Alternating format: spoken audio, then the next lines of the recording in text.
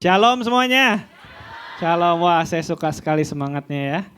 Sebelumnya saya mau mengucap syukur dan berterima kasih kepada pemimpin pujian, tarian, juga Asher dan semua orang yang berpartisipasi untuk menyelenggarakan ibadah ini. Jujur saya terberkati tadi dengan pelayanan kalian semua ya. Sebelum mulai saya udah diberkati dulu. Saya beri kemuliaan kepada Tuhan ya. Terima kasih semuanya ya. Nah sebelum kita mulai boleh tayangkan ininya slide-nya. Kita perkenalan dulu boleh ya? Karena ada patah kata bilang kalau nggak kenal maka nggak sayang, oke? Next slide. Nah saya aja mau kasih lihat foto. Nah ini foto keluarga saya, ini istri saya dan kita dikaruniakan 2 anak perempuan yang cantik-cantik, lucu tapi centil. Ya. Anak-anaknya ada di sebelah, salah satunya lagi sakit tapi moga-moga nanti kita bisa ketemuan ya habis ibadah, siapa tahu dia udah bangun ya. Next slide. Nah sebelumnya, diam di sini dulu, sorry. Nah sebelumnya walaupun kita ini dari Indonesia tapi saya sudah tinggal di Hong Kong selama 10 tahun. Tapi dari kecil sampai gede itu saya lahir dan tinggal di Bogor. Ada orang Bogor gak di sini? Kalau orang Sunda ada gak orang Sunda? Oh ada, bisa ngomong Sunda? Bisa. Saya cuma bisa seatik-seatik. Kumaha damang? Sibuk naon ayeuna? Ya kalau ingat tanah air itu ya, selain tentunya kangen sama keluarga, yang paling saya kangen itu makanan ya, terutama makanan Sunda. Itu keredok, ayam goreng, sayur asem, terasi, wah. Itu yang paling saya kangenin ya. Tadi yang orang Sunda, makanan favorit Sundanya apa? Hah? Makanan favoritnya Batagor. Wah, waduh. Itu Batagor makanan Sunda ya, Bandung ya? Iya. Oke, next slide. Nah, ini ada yang tahu gak ini gambar apa ini ya? Mercusuar, wah hebat. Nah, saya lihat di dalam kamus Indonesia, mercusuar itu dari kata mercu dan suar. Mercu itu artinya bangunan yang paling tinggi. Jadi kalau ada bangunan paling atasnya ditamakan mercu. Ya, dan suar itu adalah cahaya yang sangat terang. Jadi kalau kita gabungkan, mercusuar itu bangunan yang paling di atasnya itu ada cahaya yang paling terang. Nah, sekarang siapa yang tahu fungsinya mercusuar? Ada yang tahu gak? Ya biasanya mercusuar itu ditempatkan di daerah yang satu penting, kedua yang berbahaya. Fungsinya itu untuk memandu kapal-kapal supaya tidak terkena karang, supaya selamat. Ya, dan dengan dia menggunakan cahayanya itu. Nah kita mau lihat hari ini, kita mau belajar dari sosok Alkitab yang hidupnya seperti mercusuar. Yang bagaimana dia itu menerangkan cahayanya kepada orang-orang yang hidup di masa dia, terutama orang Kristen. Bahkan sampai sekarang, terangnya itu memberkati kita semua. Ya walaupun orangnya udah gak ada lagi. Nah nama orang ini adalah Stefanus dari kitab para rasul. Ya Stefanus ini dikatakan di Alkitab ini orangnya yang luar biasa, penuh hikmat, Roh Kudus, pelayanannya luar biasa sekali. Jadi kita hari ini mau belajar dari Stefanus dan bagaimana hidup dia, kesaksian hidupnya itu bisa memberkati kita semua. Ya. Sebelum kita mulai, kita baca Alkitab, kita mau berdoa dulu, mari kita tundukkan kepala kita. Bapa di dalam surga, kami mengucap syukur untuk kesempatan hari ini Tuhan kami boleh beribadah di ICA Hong Kong. Kami tahu di luar sana Tuhan banyak orang-orang Kristen, saudara-saudari kami yang mungkin mengalami penganiayaan, tidak bisa beribadah bebas. Tapi kami punya kebebasan itu dan kami mengucap syukur Tuhan. Kami berdoa pada hari ini Tuhan, biarlah Engkau saja yang berbicara kepada kami. Waktu saya bagikan firman bukan kata-kata saya tetapi Roh Kudus yang berbicara. Dan kami berdoa untuk jemaat Indonesia di tempat ini Tuhan. Biarlah Engkau yang buka hatinya Tuhan, supaya hatinya menjadi hati yang subur, punya telinga yang mendengar, punya hati yang benar-benar mau menerima firman Tuhan. Dan waktu firman Tuhan dibagikan, biarlah itu menjadi benih dan bertumbuh beratus-ratus kali lipat menghasilkan buahnya. Di Di dalam nama Tuhan Yesus kami berdoa. Amin. Amin. So mari kita buka Alkitab kita dari Kisah Para Rasul 6 ayat 1 sampai 7. Next slide. Ini kelihatan nggak ya? Oke. Saya kalau boleh, mohon maaf saya lagi batuk, jadi saya formatnya agak beda. Jadi kalian bantu saya khotbah juga. Gimana? Ya. Jadi ada mic gak bisa tolong yang dari baju kuning? Bisa tolong berdiri dan dibacakan? Kelihatan nggak, Ibu? Ya. Jadi dibacakan sampai ayat ke-7. Ayat 1 sampai. Betul. Ya. Pada masa itu ketika jumlah murid makin bertambah, timbullah sungut-sungut di antara orang-orang Yahudi yang berbahasa Yunani terhadap orang Ibrani. Karena pembagian kepada janda-janda mereka diabaikan dalam pelayanan sehari-hari. Berhubung dengan itu, ke-12 rasul itu memanggil semua murid, berkumpul dan berkata, kami tidak merasa puas karena kami melalaikan firman Allah untuk melayani meja. Karena itu saudara-saudara, pilihlah 7 orang dari antaramu yang terkenal baik, dan yang penuh dengan Roh Kudus, dengan roh dan hikmat, supaya kami mengangkat mereka untuk tugas itu. Dan supaya kami sendiri dapat memusatkan pikiran dan doa dalam pelayanan firman. Usul itu diterima baik oleh seluruh jemaat. Lalu mereka memilih Stefanus, seorang yang penuh iman dan Roh Kudus, dan Filipus, Prokhorus, Nikahor, Timon, Parmenas, dan Nikolaus, seorang penganut Yahudi dari Antioquia. Mereka itu dihadapkan kepada rasul-rasul, lalu rasul itu pun berdoa dan meletakkan tangan di atas mereka. Firman Allah makin tersebar dan jumlah murid di Yerusalem makin bertambah. Bertambah banyak juga. Sejumlah besar imam menyerahkan diri dan percaya. Amin. Puji Tuhan, terima kasih Ibu. Berbicaranya lebih baik dari saya kayaknya. Terima kasih Bu. Jadi latar belakangnya setelah Yesus naik ke surga, Roh Kudus dicurahkan, gereja mula-mula itu berkembang pesat sekali.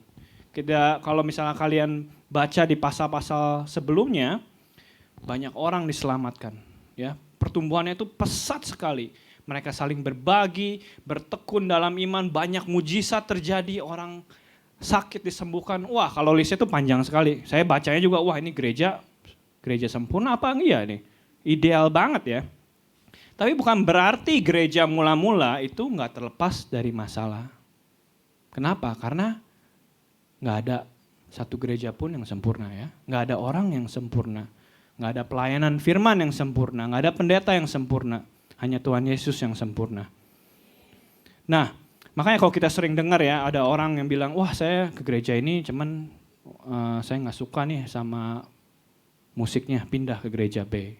Wah tapi gereja B jauh ya, AC-nya kurang dingin atau apa, pindah lagi ke gereja C. Makanya dikatakan kita tuh harus seperti pohon ya, yang kalau ditanam, pohon itu dipindah-pindah, kita nggak bisa bertumbuh. Ya, jadi kita mau biar bagaimanapun gereja yang tidak sempurna itu, dan kita tanya balik, bagaimana kita bisa berkontribusi untuk melayani dan ke gereja semuanya ya. Jadi penting untuk kalian tetap setia pada satu gereja. Ya, jadi balik lagi, apa masalah gereja mula-mula yang kedengarannya itu sempurna ya? Dikatakan tadi yang ibunya baca, ada sekelompok tertentu orang-orang Yahudi yang berbahasa Yunani, terutama kaum janda miskin yang terlantarkan, ya karena yang tidak disengaja, karena satu gereja makin besar, ya dan ini kelompok minoritas bukan majoritas, jadi mereka terabaikan. Dan ketiga, mereka berbahasa yang lain. Ya sama seperti kita lah di Hong Kong ya, kita berbahasa lain yang bukan bahasa Hong Kong, kadang-kadang kita juga sering dilupakan gitu kan sama pemerintah Hong Kong. Ya, tapi solusinya apa? Nah, para rasul itu mengangkat 7 orang yang dikatakan orang yang bereputasi baik. Ya, 7 orang ini dipilih untuk membantu para rasul untuk melayani janda-janda miskin. Ya, dan ini dikatakan mungkin ini adalah 7 diaken atau diakon yang pertama-tama dalam segala gereja. Kalau kita lihat tadi tugasnya apa? Bagikan makanan. Wah, itu kayaknya simple banget ya. Cuman bagikan makanan doang. Tapi ini adalah orang yang dipilih dan mereka benar-benar menseleksinya nggak main-main ya. Dan kita pikir wah ini simple banget cuma bagikan makanan doang ke janda-janda miskin. Wah siapapun bisa. Cuman mereka enggak ya. Dan apa hasilnya? Hasilnya firman Allah di ayat 7 yang terakhir dia bilang makin tersebar jumlah murid makin bertambah. Banyak imam yang mendedahkan diri dan percaya.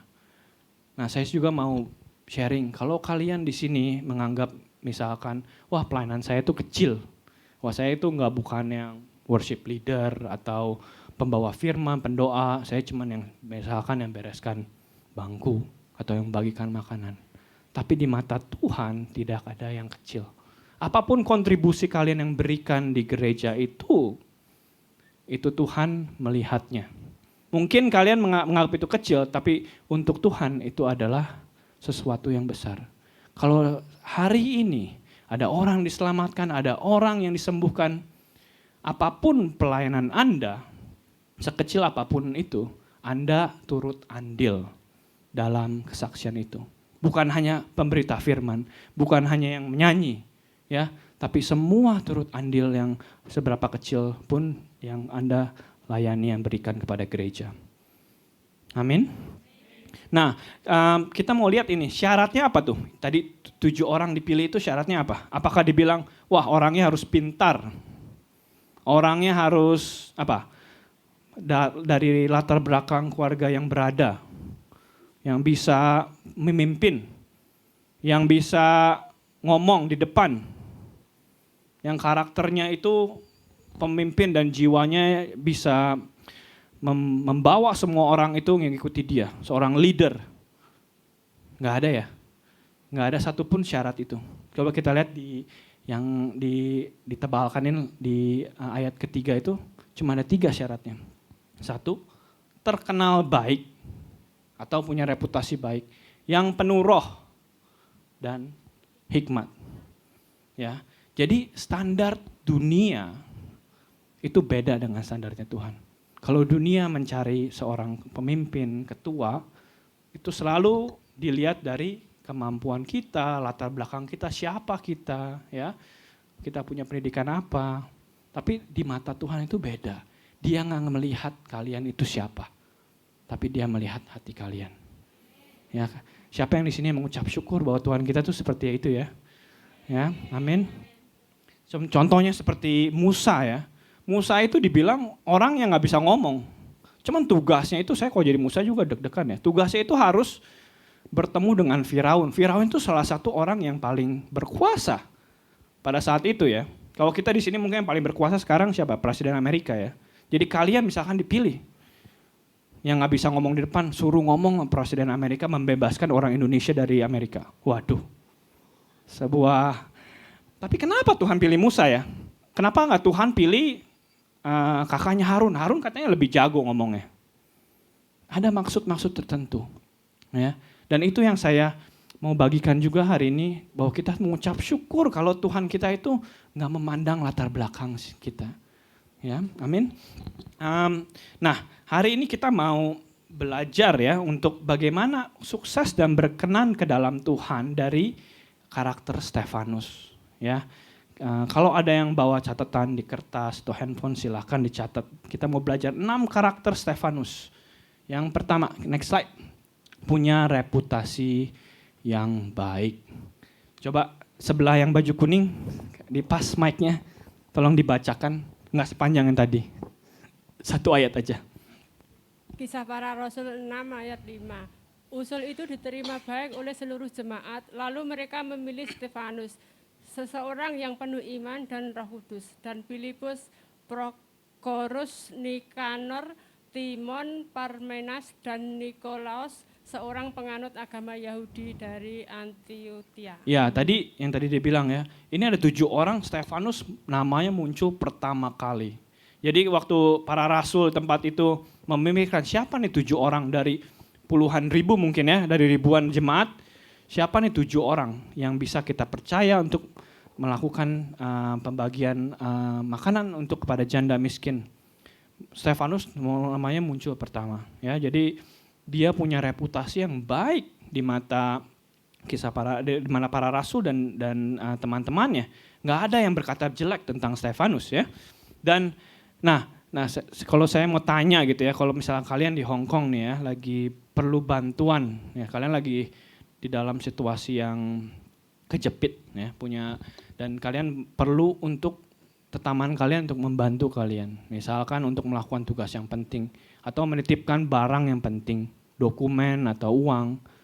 Coba kira-kira di pikiran kalian siapa yang kalian bisa minta tolong ya? Ada gak?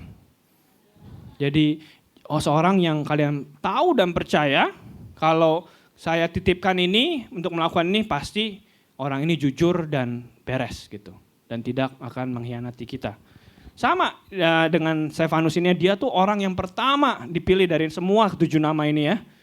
Yang lain namanya susah ya. Hanya Stefanus yang dipilih pertama, namanya dimunculin di sini. Nah, sekarang saya mau tanya dibalik, bagaimana reputasi kita di mata teman-teman kita? Bagaimana reputasi kita di mata bos kita, majikan kita? Bagaimana reputasi kita di hadapan keluarga kita, suami istri atau anak? Kalau ada orang gitu ya datang ke keluarga kalian, dia nanya, si ini tuh orangnya bagaimana sih? Apa yang mereka katakan tentang Anda? Kalau ada orang yang misalkan datang ke bos kalian, si ini tuh kerjanya bagaimana sih? Apakah yang bos atau majikan kalian katakan? Apakah kalian punya reputasi yang bagus? Dan saya harapkan kita sebagai anak-anak Tuhan tuh kita bisa menjadi kesaksian, testimoni yang baik. Dan orang itu bisa mengatakan, yo ya si ini kerjanya bagus. Si ini sayang sama Tuhan, setia sama Tuhan. Apakah hidup kita memancarkan Kristus? Mereka tahu bahwa kita tuh anak-anak Tuhan. Kita mau lihat satu lagi. Nah, saya mau ajak kalian untuk satu level lagi ya. Tadi bagaimana kalian ke teman kalian dan bagaimana teman-teman, keluarga, bos terhadap kalian. Sekarang kita mau naik satu level lagi ya. Itu bagaimana reputasi kita di hadapan Tuhan. Nah, ini yang lebih menarik lagi. Coba kita lihat dari contohnya ya di Alkitab. Next slide. Ayub 2 ayat 3. Tolong yang sebelahnya baju kotak-kotak. Ya, satu ayat aja yang ini, Ayub 2 ayat 3. Ayub 2 ayat 3. Firman Tuhan kepada iblis, apakah engkau memperhatikan hambaku Ayub, sebab tiada seorang pun di bumi seperti dia yang demikian saleh dan jujur, yang takut akan Allah dan menjauhi kejahatan. Iya, jadi terima kasih. Jadi Tuhan itu lagi ngobrol-ngobrol sama iblis ya. Iblis lagi berkeliling dunia dan iblis di hadapan Tuhan dia tanya, Tuhan itu nggak ada angin, nggak ada apa, bilang. Jadi dia bilang ke iblis, kamu lihat gak hambaku Ayub? Orangnya apa? Saleh, jujur, takut akan Tuhan, menjauhi kejahatan. Wah, kalau Tuhan bisa membanggakan Ayub di hadapan iblis itu benar-benar kita bisa lihat karakter Ayub itu seperti apa ya. Ayub itu sama seperti kita, makhluk berdosa. Tidak ada manusia yang sempurna dan saya yakin ada juga dia dosanya. Tapi kalau Tuhan bisa mengatakan ini berarti menandakan Ayub ini seorang yang luar biasa sekali. Ini adalah salah satu contoh bagaimana reputasi kita di mata Tuhan. Ayat selanjutnya, tolong dipas mic-nya ke yang baju hitam, tolong Mbak. Dan dari kitab Matius 25-23. Oke, sebelahnya bisa gak lihat? Maka kata tuannya itu kepadanya, baik sekali perbuatanmu itu, hai hambaku yang baik dan setia. engkau telah setia memikul tanggung jawab dalam perkara yang kecil. Aku akan memberikan kepadamu tanggung jawab dalam perkara yang besar. Masuklah dan turunkan dalam kebahagiaan Tuhanmu. Makasih ya. Jadi ini adalah kata-kata Tuhan dalam perumpamaan di mana dia memuji seorang hamba yang setia dan melakukan perkara kecil. Yang tadi balik lagi, apapun yang kalian lakukan kepada Tuhan sekecil apapun itu, Tuhan itu melihat dan memperhitungkannya. Bagaimana hidup kita? Balik lagi pertanyaannya, menurut kalian, apa yang Tuhan katakan tentang Anda? Cara gampangnya gimana sih menerapkannya? Kalau misalnya kita lagi bekerja nih, apakah kalian bekerja di hadapan majikan, waktu majikan di rumah atau lagi nggak ada di rumah, itu sama baiknya. Apakah kalian di Hong Kong, di luaran waktu liburan, waktu nggak ada jauh dari suami, istri, dan anak, apakah kalian tetap setia kepada hubungan kalian? Atau kalian pikir, wah nggak ada yang tahu ini ya, suami saya jauh, istri saya jauh. Kalau saya ngelakukan A, B, C, juga mereka nggak tahu. Saya juga nggak tahu apa yang mereka perbuat di sana. Apakah kita masih ditemukan tetap setia di mata Tuhan? Karena apa? Karena apapun yang kita perbuat itu bukan hanya untuk manusia, tapi tanggung jawab kita kepada Tuhan. Ini adalah standar yang lebih tinggi lagi ya. Kalau dunia ini selalu, kalau kalian misalnya si A baik, saya baik. Kalau si A setia, saya setia. Tapi standar Tuhan itu beda. Ya, kalau misalkan dia nggak setia, saya tetap setia. Karena tanggung jawab saya itu bukan hanya ke dia. Waktu kalian janji, misalkan contohnya dalam pernikahan, kalian tuh bukan hanya berjanji kepada suami istri kalian, tapi kalian juga berjanji kepada Tuhan. Ya, waktu kalian tanda tangan kontrak kerja, ya kalian kerja dengan majikan kalian, bos kalian, tapi kalian juga bekerja kepada Tuhan. Next slide. Selanjutnya.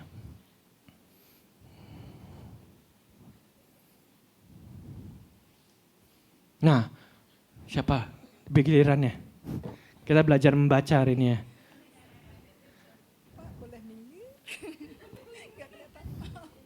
Kelihatan nggak? Kolose 3 ayat. Nah, perhatikan ya Kak yang ayat ini ya. Kita mau perhatikan baik-baik. Ya, silakan Bu. Apapun juga yang kamu perbuat, perbuatlah dengan segenap hatimu seperti untuk Tuhan dan bukan untuk manusia. Kamu tahu bahwa dari Tuhanlah kamu akan menerima bagian yang ditentukan bagimu sebagai upah. Kristus adalah Tuhan dan kamu hambanya. Amin. Dibilangkan seperti ini, apapun yang kamu perbuat, perbuatlah seperti untuk Tuhan. Kalau kalian, dan saya mengerti juga, di hadapan pekerjaan kalian, kalau kalian merasa tidak dihargai, walaupun kalian sudah melakukan yang terbaik, kalau kalian tetap setia yang tadi saya bilang ke keluarga kalian, mereka tidak tahu betapa sulitnya kalian banting tulang di sini untuk menafkahi mereka, tapi mereka tidak menghargai. Salah satu yang bisa kalian tetap pegang teguh adalah ini. Tuhan melihat kalian. Tuhan melihat kesetiaan kalian. Bukan hanya pelayanan ya. Karena hidup kita juga bukan hanya tentang gereja. Tapi apapun yang kalian perbuat, entah itu pekerjaan, dalam relationship, kita itu punya tanggung jawab kepada Tuhan dan Tuhan bilang kalian akan mendapat upahnya. Ya. Jadi ini yang standar yang kita mau capai sebagai anak Tuhan yang kita belajar dari Stefanus ya. Standarnya lebih tinggi dan kita mau belajar. Bahkan saya sendiri belum mencapai itu dan saya mau juga kita semua sama-sama belajar untuk jadi anak Tuhan yang jadi terang seperti mercusuar kepada orang-orang dunia di gelap ini. Oke, next slide. Penuh dengan Roh Kudus. Nah, ini karakter yang kedua. Tadi kan yang pertama apa? Penuh dengan apa? Punya reputasi yang baik. Yang kedua penuh dengan Roh Kudus. Sekarang gilirannya siapa?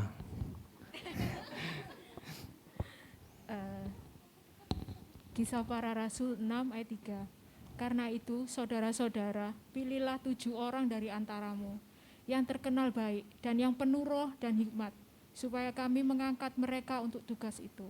Oke, terima kasih. Dan kata kuncinya ini yang saya tebelin itu katanya apa? Penuh.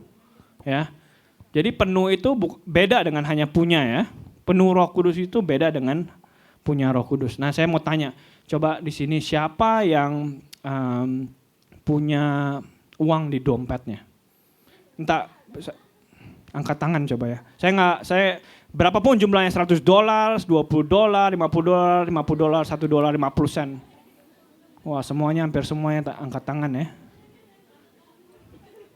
Nah, oke, boleh diturunkan. Nah, sekarang saya mau tanya lagi, siapa yang dompetnya penuh? Wah, ada satu yang di belakang ya. Nanti saya minta traktir makan Sunda abis ini ya. Beda ya, jadi dikatakan ini punya dan penuh itu beda. Kata kuncinya itu Stefanus dibilangnya penuh Roh Kudus. Setiap orang percaya, dan saya yakin kalian semua di sini percaya Tuhan dan benar-benar mengikutinya itu, kalian punya Roh Kudus. Itu janjinya Tuhan, pasti. Setiap kalian di sini punya Roh Kudus, kecuali ada yang belum terima Tuhan, ya. Tapi beda, punya itu beda dengan penuh Roh Kudus. Nah, apa ciri-cirinya yang penuh Roh Kudus ya? Penuh Roh Kudus itu dibilang hidupnya itu kita dikontrol oleh Roh Kudus. Jadi bukan hanya agenda kita, rencana kita, plan kita, tapi itu kita benar-benar dependent dengan guidance-nya dari Roh Kudus, dari arahan Roh Kudus. Dan bagaimana caranya untuk dipenuhi Roh Kudus?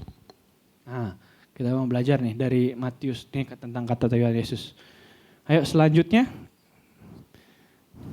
Matius, yang ini sorry ya. Matius 16. Matius 16 ayat 24.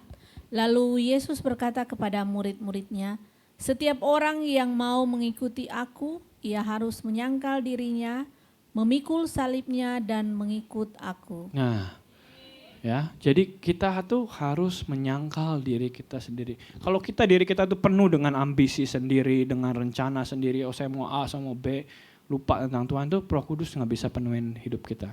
Nah, untuk lebih lanjut lagi bagaimana dengan penuh Roh Kudus, coba kalian balik lagi ke khotbah 2 minggu sebelumnya ya tentang Roh Kudus. Kalian saya harap punya akses ke khotbahnya ICA, itu berkata bagus sekali tentang bagaimana hidup dipenuhi Roh Kudus. Ya, yang selanjutnya karakter Stefanus yang kita mau belajar hari ini itu dia adalah orang yang penuh dengan hikmat. Ya, kita hari ini baca Alkitab banyak nggak apa-apa ya, karena kita memang di encourage sama dibilangin sama ICA Pusat tuh memang mereka lagi menggencarkan supaya kita tuh semua baca Alkitab. Jadi nggak hanya dokter kebaktian ya, semuanya bagus pelayanan, tapi sendirinya kita harus baca Alkitab. Makanya ICA itu Indonesia dan Hong Kong itu lagi menggencarkan kalian dikasih devotional dengan pertanyaan yang mesti dijawab. Itu untuk membantu kita untuk belajar tentang firman Tuhan. Ayo Bu, Kisah Para Rasul 6 ayat 9 sampai 10. Tetapi tampillah beberapa orang dari jemaat Yahudi yang disebut jemaat orang Libertini. Anggota-anggota jemaat itu adalah orang-orang dari Kirene dan dari Alexandria bersama dengan beberapa orang Yahudi dari Kilikia dan dari Asia. Orang-orang itu bersoal jawab dengan Stefanus, tetapi mereka tidak sanggup melawan hikmatnya dan roh yang mendorong dia berbicara. Ya, coba kita lihat di sini dia bilang banyak orang yang dibilang di sini bercoba untuk berdebat dengan Stefanus. Bukan hanya satu orang loh, banyak. Dan orang-orang Yahudi ini biasanya, terutama orang Farisi itu mereka tuh dilatih dari kecil. Mereka tuh memang pengetahuan Alkitab itu memang bagus sekali ya. Itu positifnya ya. Misalkan contohnya kalau kalian berdebat dengan Pastor Ari atau Pastor Ed tentang Alkitab. Wah, ya itulah ya kayak gini. Tapi orang Stefanus ini dibilang apa? Nggak ada yang penuh hikmat dan nggak ada yang bisa menang lawan dia ya. Karena apa? Hikmat. Apakah saudara-saudara di sini, saudara-saudari kalian mau menjadi orang yang penuh hikmat? Saya mau kasih, bukan kata saya, ini kata Alkitab, saya mau kasih kuncinya ya. Apa itu, bagaimana kita bisa memperoleh hikmat? Nah ini ayatnya pendek aja. Silakan next. Dari Amsal 9 ayat 10. Amsal 9 ayat 10. Permulaan hikmat adalah takut akan Tuhan dan mengenal yang maha kuasa, yang maha kudus adalah pengertian. Ya, amin. permulaan hikmat itu adalah takut akan Tuhan. Ini adalah kuncinya yang kita bisa. Kalau kalian punya pertanyaan, kita balik lagi ke Alkitab. Ini yang Alkitab bilang hikmat. Dan hikmat menurut Alkitab itu beda sama hikmat dunia. Ya, kalau dunia itu bilang kalian mesti lulus, masuk sekolah, ambil ijazah, S1, S2, S3, S apa lagi? Banyak ya, S teler, S cendol. Jadi pengen nih. Tapi syaratnya di sini bilang takut akan Tuhan dan mengenal Dia. Karena balik lagi Tuhan tidak melihat status Anda. Kalau saya mau tanya, apakah hidup Anda sekarang takut akan Tuhan? Kalau kalian takut akan Tuhan, ya, kalian tuh bisa dipandang lebih berhikmat di mata Tuhan daripada orang-orang mungkin di luar sana yang jauh pendidikannya di atas kalian, tapi tidak takut akan Tuhan. Tuhan lebih memandang kalian daripada mereka. Kuncinya apa? Takut akan Tuhan dan mengenal Dia. Nah. Oke, next slide. Penuh dengan kuasa Tuhan. Silakan Bu, Kisah Para Rasul 6 ayat 8. Kisah Para Rasul 6 ayat 8. Dan Stefanus yang penuh dengan karunia dan kuasa mengadakan mujizat-mujizat dan tanda-tanda di antara orang banyak. Nah, Stefanus dibilang di sini adalah seorang yang punya kuasa. Dia melakukan banyak mujizat dan tanda-tanda, pelayanannya itu luar biasa sekali. Ya, jadi dia tuh bukan hanya disuruhnya melayani janda miskin, tapi dia punya hati terbeban untuk menyebarkan firman Tuhan. Ya, ini luar biasa sekali dan Tuhan benar-benar memberkati pelayanan dia dengan memberikan dia otoritas untuk melakukan mujizat dan tanda-tanda.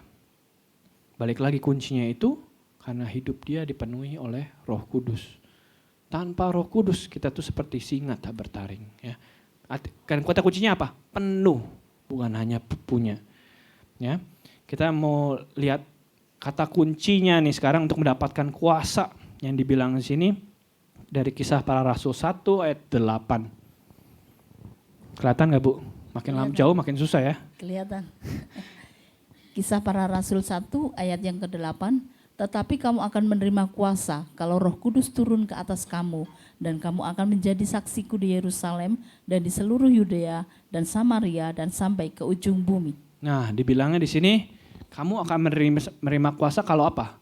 Roh Kudus turun di atas kamu. Dan fungsinya apa kuasanya itu? Untuk menjadi saksi. Ini kata kuncinya. Untuk menjadi saksi. Kalau kalian dipercayakan oleh Tuhan dengan penuh kuasa, mujizat, tanda-tanda, talenta, gunakanlah itu hanya untuk satu tujuan saja. Untuk memenangkan jiwa, untuk bersaksi atas nama Dia dan memuliakan Dia. Karena banyak orang di luar sana yang pelayanannya udah hebat-hebat, itu malah jadi lebih kayak artis ya. Jadi memuliakan diri dia sendiri, untuk keuntungan diri dia sendiri. Ya, untuk dia mulai mikirkan, fee-nya saya berapa nih sekarang.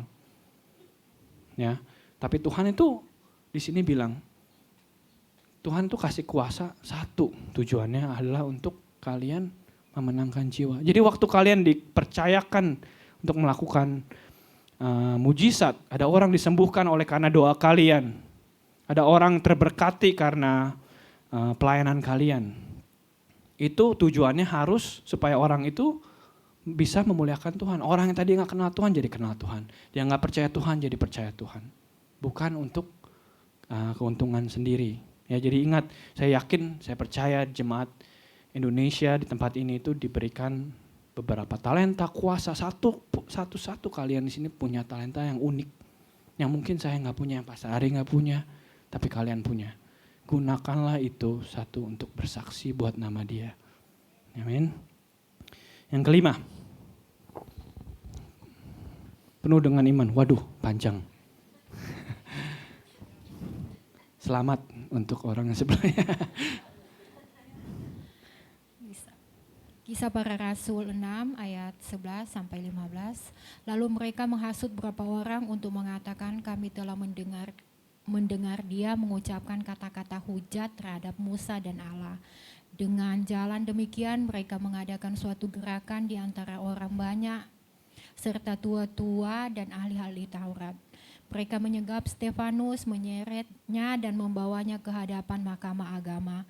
Lalu mereka memajukan saksi-saksi palsu yang berkata, orang terus-menerus mengucapkan perkataan yang menghina tempat kudus ini dan hukum Taurat, sebab kami telah mendengar dia mengatakan bahwa Yesus orang Nazaret itu akan merubuhkan tempat ini dan mengubah adat istiadat yang diwariskan oleh Musa kepada kita. Semua orang yang duduk dalam sidang mahkamah agama ini itu menatap Stefanus. Lalu mereka melihat muka Stefanus sama seperti muka seorang malaikat. Ya, puji Tuhan. Kita beresin aja Alkitabnya ya. Sebentar lagi kita udah mau beres. Selanjutnya. Pasal 7 ayat 54 sampai 60. Kisah Para Rasul 7 ayat 54 sampai 60. Ketika anggota-anggota mahkamah agama itu mendengar semuanya itu, sangat tertusuk hati mereka. Maka mereka menyambutnya dengan gertakan gigi. Tetapi Stefanus yang penuh dengan Roh Kudus menatap ke langit, lalu melihat kemuliaan Allah dan Yesus berdiri di sebelah kanan Allah.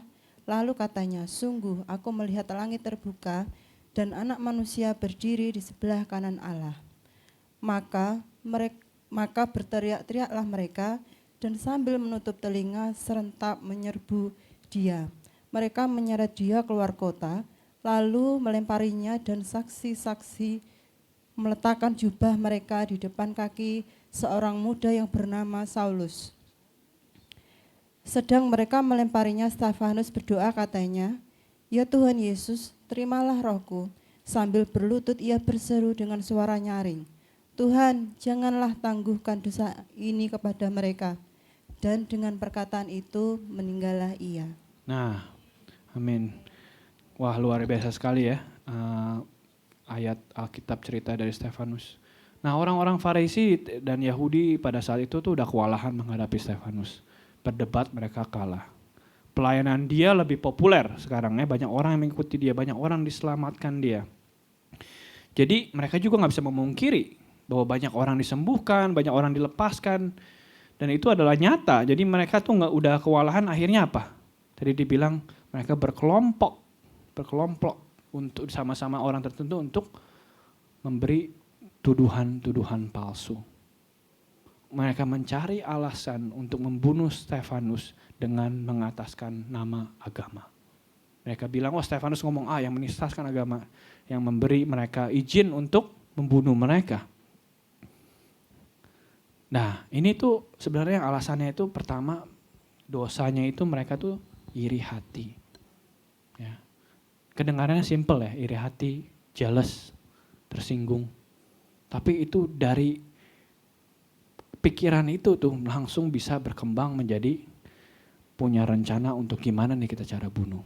Kalau kalian lihat di luar sana, kemarin saya juga lihat di Instagram ya berita-berita, saya suka follow berita-berita di Indonesia. Wah, ada ibu yang baru pulang dari luar negeri untuk bekerja di luar negeri dan pulang dibunuh sama anaknya. Pernah dengar ya karena tersinggung, sakit hati, padahal ibunya sayang memberikan memberikan nasihat gitu ya. Bayangkan ibunya udah berjuang mati-matian untuk membiayai keluarga sampai pulang, gitulah treatment yang mereka dapat ya. Karena apa? Tersinggung, iri hati, dan ini yang kita harus hati-hati ya.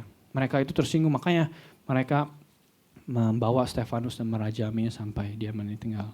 Tapi dilihat di sini Stefanus sampai akhir hidupnya, dia bilang saya penuh dengan iman ya, mempertahankan iman sampai akhir hidupnya. Waktu saya lagi prepare gini, saya itu takjub gimana iman yang luar biasa. Saya itu sampai tanya diri saya sendiri, kalau saya di posisi Stefanus, apakah saya akan melakukan hal yang sama ya? Karena ini udah urusannya hidup dan mati. Ya, apakah kalian kalau misalkan dihadap di posisi Stefanus, apakah kalian tetap mempertahankan iman seperti dia? Iman itu apa sih iman? Ya, kalau yang saya bilang, kalau kita mau cari jawaban kita balik lagi ke Alkitab ya. Nah next slide. Wah ini pendek aja. Gilirannya siapa ya Bu? Ibrani 11 ayat 1. Iman adalah dasar dari segala sesuatu yang kita harapkan dan bukti dari segala sesuatu yang tidak kita lihat. Nah, Stefanus berani mati itu karena iman yang dia percaya. Apa yang dia harapkan itu pasti terjadi. Dia belum bisa lihat, tapi dia yakin itu pasti terjadi. Bukan, kejadian gak ya? Tapi pasti terjadi. Dan apa yang pasti terjadi yang dia harapkan itu? Yaitu Tuhan Yesus sudah mempersiapkan tempat bagi dia setelah kehidupan ini. Itu iman yang dia pegang, karena pada akhirnya kemuliaan yang bakal Tuhan berikan kepada kita itu jauh lebih besar dari kemuliaan di dalam dunia ini. Karena kita hidup di dunia ini sebentar ya. 70 tahun, 80 tahun sisanya apa? Sakit paling. Ya. Dan di sana itu apa? Selamanya. Selamanya artinya apa? Nggak ada habisnya ya. Jadi inilah iman yang Stefanus bisa pegang dan dia tetap pegang sampai akhir hidupnya. Kalau dia percaya bahwa Tuhan telah menunggu dia dan memberikan dia upah setelah dia meninggal. Nah, yang terakhir. Penuh dengan anugerah. Oke, siapa? Ini kayaknya, bukan, ada dua lagi. Terakhir, ya bisa dibacakan, Bu? Terima kasih. Kisah Para Rasul 7 ayat 59 sampai 60. Sedang mereka melemparkannya, Stefanus berdoa, katanya, "Ya Tuhan Yesus, terimalah rohku."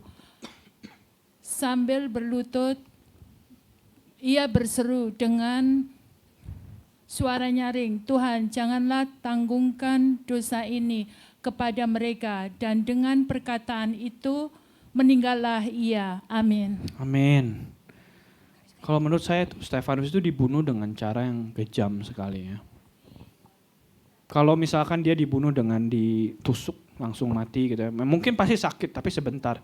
Ini dilempari rame-rame.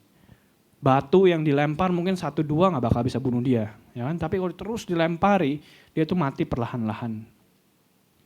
Dan kita lihat di sini ya, apa yang dia katakan pada akhir hidupnya.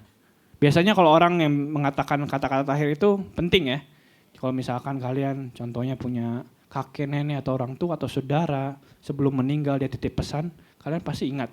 Ya. Dan kemungkinan besar kalian pasti lakukan, tolong ya jagain si A, si B, tolong ya lakuin ini, saya misalnya mau dikuburkan kayak gini-gini. Kita tuh ingat gitu kata-kata terakhir. Dan Stefanus ini kata-kata terakhirnya, dia mengampuni orang-orang yang lagi melempari dia. Wah, saya waktu baca ini, kok bisa ya? Nah, saya biasanya kalau lagi prepare juga saya suka membayangkan kalau saya di posisi Stefanus lagi dilempari orang-orang, mungkin saya doanya, Tuhan lepaskanlah saya dari yang jahat ini. Ya, Tuhan tolong urusin, tolong jagain istri dan anak saya waktu saya sudah nggak ada. Tuhan tolong balaskan apa yang mereka perbuat. Bukan saya yang balas, biar Tuhan saja yang balas. Itu mungkin doa saya ya. Jadi fokusnya saya gitu. Wah, saya tolong ini, tolong ini. Tapi Stefanus itu fokusnya orang lain, keluar. Dan orang lain itu siapa? Musuhnya. Dan bukan hanya dia memikirkan mereka, dia juga bilang mengampuni. Waktu batu melayang ke dia lagi berdarah, udah mau mati. Bisa sempet-sempetnya dia kayak gini. Wah, ini karakter yang luar biasa sekali ya. Pengampunan yang daripada Stefanus ke orang yang lagi merajami dia. Ada satu tokoh di Alkitab yang mengatakan mirip seperti Stefanus. Coba kita mau lihat ya. Ini ayat terakhir. Good news for everyone. Ayat terakhir ya, sebelum kita tutup.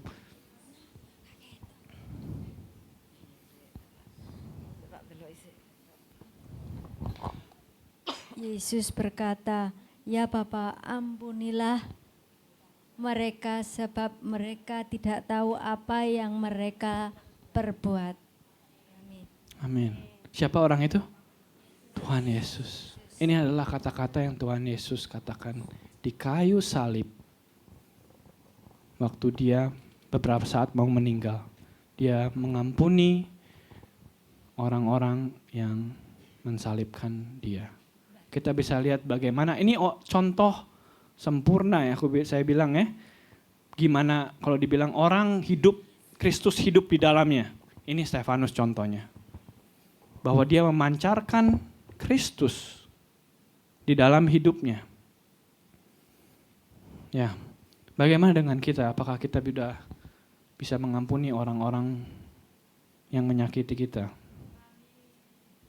Mungkin kita lagi nggak dihadapkan dengan situasi hidup dan mati ya. Tapi ada orang-orang di luar sana mungkin yang menyakiti kalian.